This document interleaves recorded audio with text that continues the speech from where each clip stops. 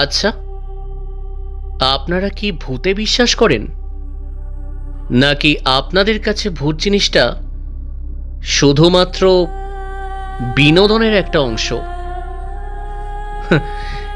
সত্যি বলতে আমি নিজেও একসময় এসব জিনিসে বিশ্বাস করতাম না।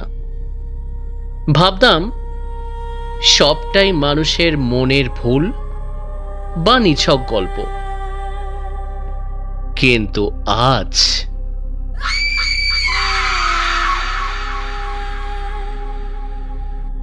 আজ আমি বাধ্য হচ্ছি বিশ্বাস করতে।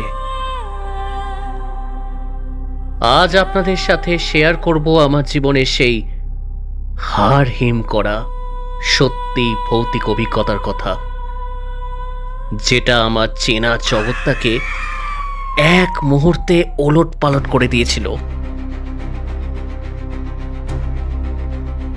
অন্ধকার নামলেই কি চেনা ঘরগুলো অচেনা হয়ে যায়? জানতে হলে আজই চলে আসুন।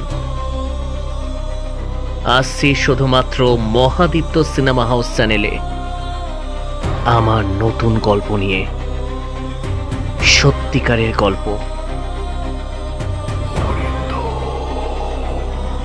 কান পেতে শুনুন, কেউ যেন ডাকছে।